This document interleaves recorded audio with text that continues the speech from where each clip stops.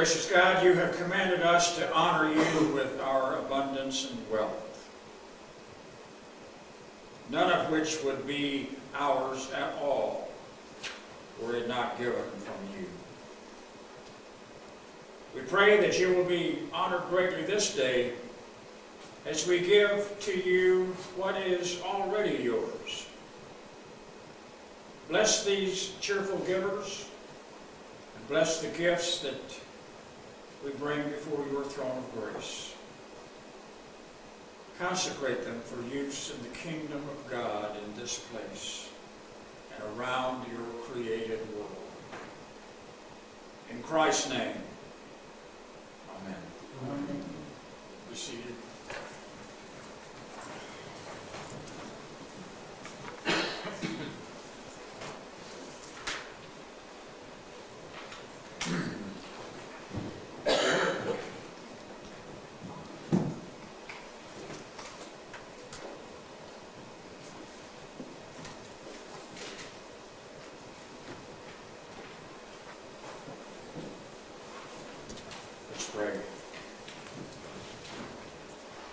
Open our eyes, O God, that surely your goodness, your mercy, your wonder, your might, and your light might be seen through your word at this time. Plug us into the light of your power that translates into love. Be the source of power, O God, in our lives that illuminates the lights that light the path of life upon which we walk and are led by you and protected by your Spirit. And may we receive what you have to reveal to us through your word and Spirit, O God. Amen.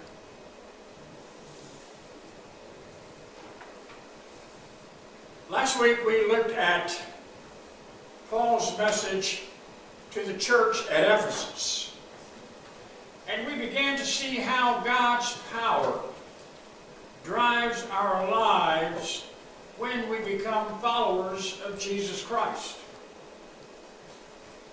We talked about physical power in the form of electrical energy that comes into our lives when we become customers of power companies and public power utilities. For instance, if you recall, we said if you lived in New York City, you probably get your power from Consolidated Edison, Con Ed. If you live in western North Carolina, you deal with Carolina Power and Light. And if you live within an area of approximately 70,000 square miles from northern to southern California, you're served by Pacific Electric and Gas, PE&G. And around here we rely on Duke Energy, a company that was founded in 1904 by two brothers named Duke of the Duke family, philanthropists, and a Dr. Wiley, who came together and realized that this area through here in which we live did not have adequate hydroelectric power production to get from the poverty area produced by overworking ground and an agricultural economy to meet head-on the oncoming industrialization of our region. So we got Con Ed, Gp&L, PE&G, and Duke. But we also have a far more important supplier of power that I have called Gp&L, God's power and light. companies we know from time to time experience events that cause power failures. One recent catastrophe was the devastating wildfires that took place in California, causing an interruption of power in that region on an incomprehensible scale. As a matter of fact, I just read this week that Pacific Electric and Gas has just declared Chapter 11 bankruptcy for reorganization. And last summer and fall's hurricanes produced such devastation that people in Florida, the Florida Panhandle, and some of the Caribbean islands are still, even today, without power. And we've been following the news this week, and we've been hearing about rate increases in our own area from our own utility company, and hearings that are about to take place. But I want you to see physically, or see the physical reality of the kind of power that we think about when we think about power and electricity and heat and air and all these other things.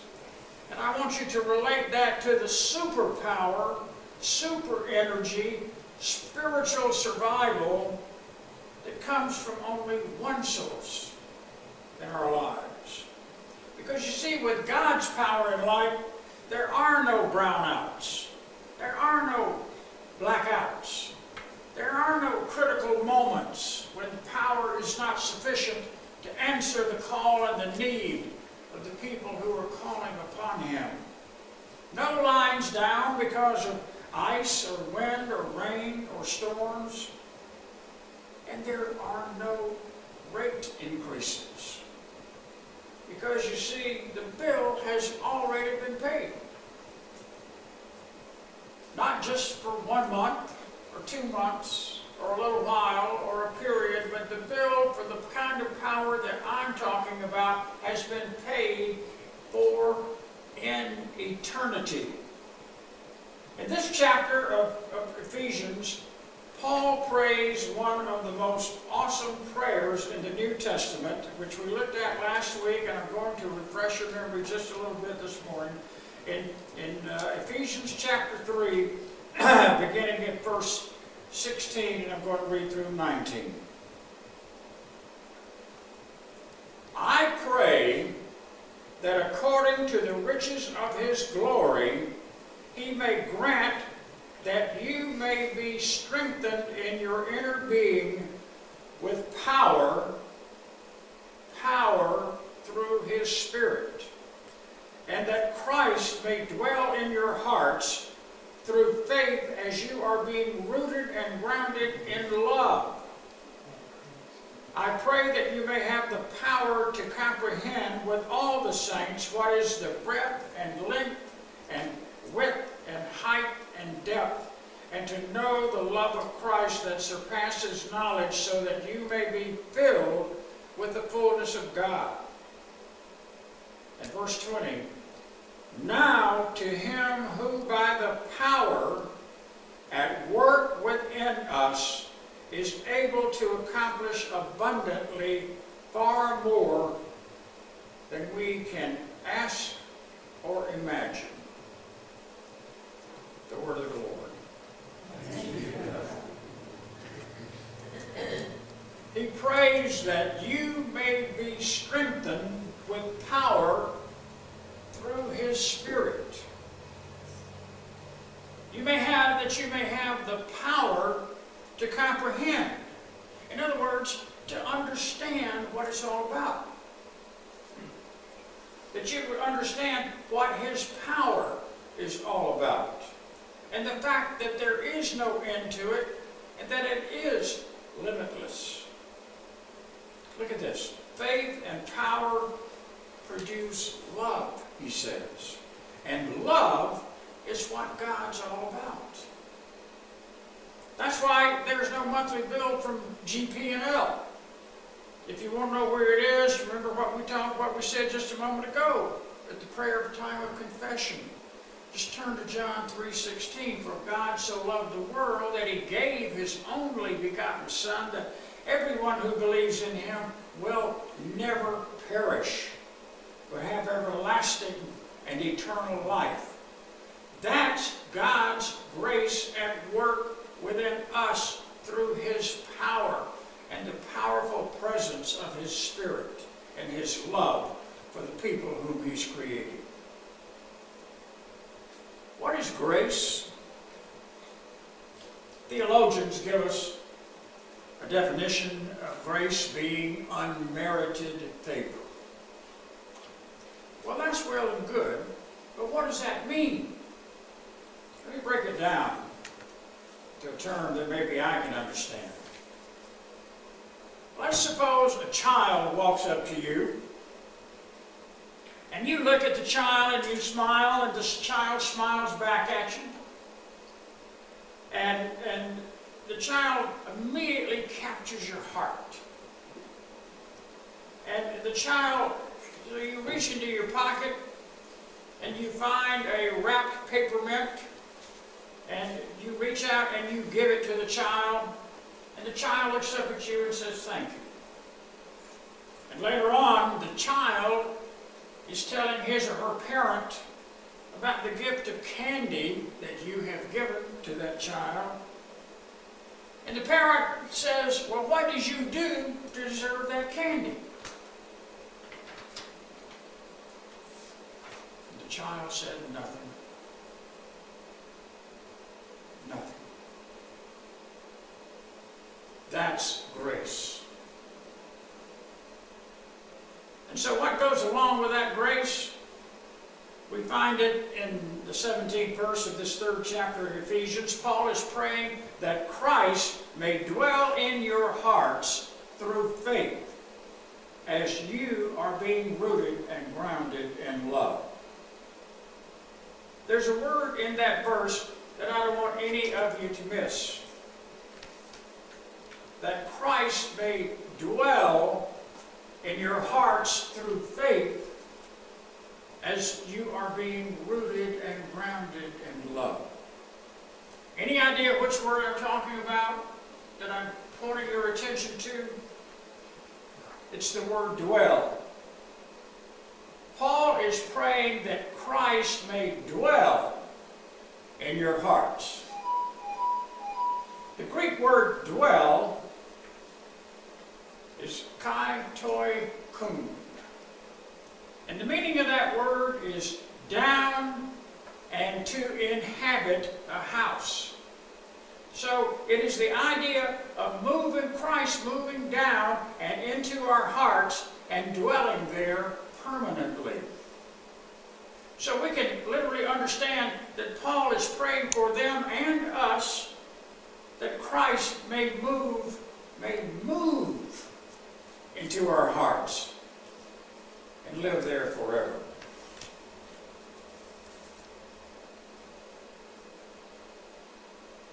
Many of us have welcome signs at the front of our house, on our door, or welcome written in the mat at our front door. I remember as a child and teenager growing up, going to visit my relatives and my aunts and uncles, and they would say, "Come in, make yourself at home." Sometimes that was not always the way it was. In some cases, it became known as the infamous lie. Rarely, if ever, do we ever say anymore, "Come in and make yourself at home." And if we do say it, rarely do we ever mean it. Maybe it would be more correct to say, "Come in and make yourself at room."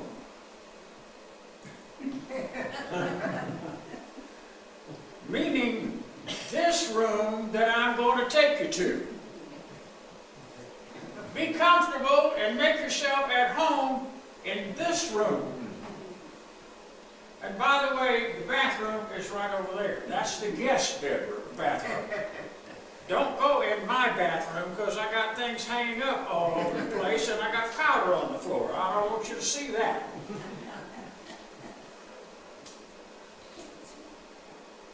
Make yourself at home. I rarely ever hear that anymore. I do hear sometimes when I go in, what are you doing here? Or, what do you want? He says, I want you to be strengthened with God's power. And he's saying that happens when Jesus Christ can make himself at home in our lives and not just in one room. Most of us have in our places in our lives these, what I'm going to call Jesus places. These are the areas in our lives that we're willing to say, okay, Jesus, come in and make yourself at home here. I've tidied up this little flaw area that I've cleaned up. I've cleaned up this room. The garage is clean now. Everything's perfect, so you come into the garage. Paul is teaching us here that when Christ comes in and makes himself at home in our lives, in our hearts, he has free access to everything in every area of our life. His love is being planted, and it grows throughout all the areas of our lives. God is not interested in an academic love. He's after intimacy. And Paul is telling these Ephesians, give Christ access to every area of your life when he comes in to dwell, so that you can have more power. And Paul goes on to pray. Listen to this. I pray that you may have the power to comprehend or understand with all the saints what is the breadth and length and height and depth, and to know the love of Christ that surpasses knowledge, so that you may be filled with the fullness of God. Now when you look at this text, the verse that we all anxiously are running to is the next one down, verse 20. Now to him by the power at work within us is able to accomplish abundantly far more than all we can ask or all that we can even imagine that is possible in our lives, all of our lives, through the power that God is ready and willing to let us plug into. See what this verse says? Able. Now to him who by the power at work within us is able to accomplish something abundantly, far more than we can ask. Every time I run across this word able in the Bible, I think of that wonderful hymn, Are ye able, said the Master, to be crucified with me? Yea, the sturdy dreamers answered, to the death we follow thee. Lord, we are able. Our spirits are thine. Remold them. Make us like thee, divine. Thy guiding radiance above us shall be a beacon to God, to love and loyalty. Able. What is God able to do? The Bible is filled with God's accounts of ability, ableness, all the way from stepping into the fiery furnace with Shadrach, Meshach, and Abednego that we read about back in Daniel's prophecy, to stepping into a graveyard in Jerusalem and raising his own son from death and placing him and us in eternal and everlasting life. He is able. Able. The Greek word for able is dunamai. Dunamai. Dunamai means to have power, to be able. It's a strong word. We had some Chinese who created an explosion many years ago. And they said, what are we going to call it? And somebody said, call it dynamite. They borrowed the word from dunamai. And that's where that comes from. He is able. Dynamite is able to move mountains, as he said we would be in his power. And look at how Paul blends his thoughts with God's assurance of power. He says, now, to him who by the power at work within us is powerful, like dynamite, to accomplish far more than we could ever ask or imagine. He is so strong and his ability is so great that he can do within us, when he dwells within us, things that we have never thought of or even dreamed of before in our lives. He can do it. What he's saying is, when we become a blended unity and my power is unlocked and enabled in your life, nothing can separate the energy flow from me to you. That's what he's saying. Last week, Ann and I were having a conversation in the car about how we become one with God. And she told me about growing up in a church with a friend of hers who is now a Methodist minister.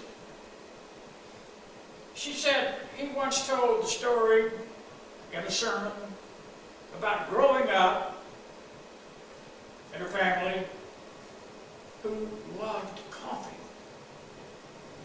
Every morning, his mother would wake up and make not just a pot of coffee, but an urn of coffee.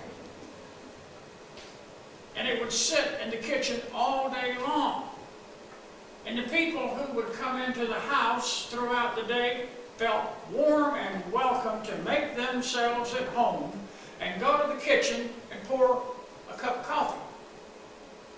The family poured coffee all day long. He said he himself, as a young man growing up, always knew that he could walk into the kitchen of his mother's house and pour a cup of coffee.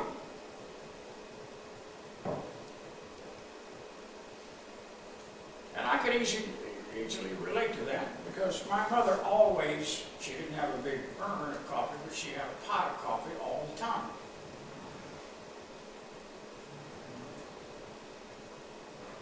And Ann said that her friend said that he always mixed, poured cream in his coffee. Then he made the startling point with that illustration. Once you stir cream into your coffee, never again are you able to separate the two. Never.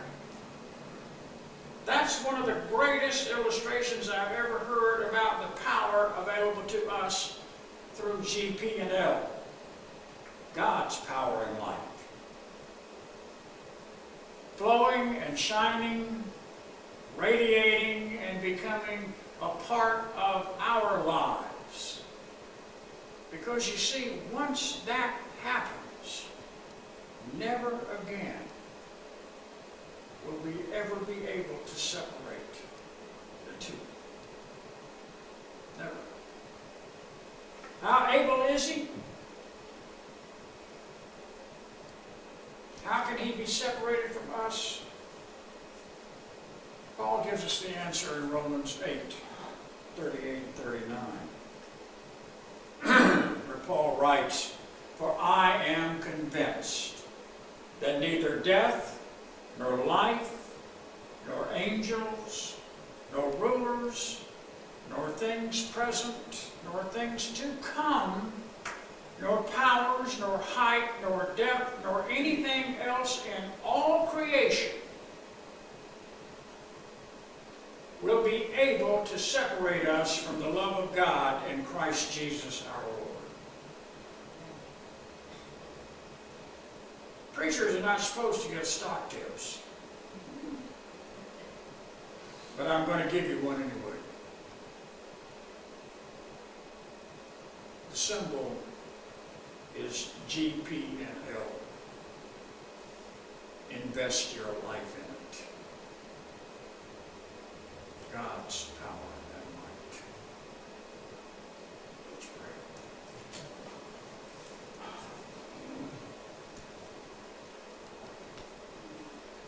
How thankful we are that nothing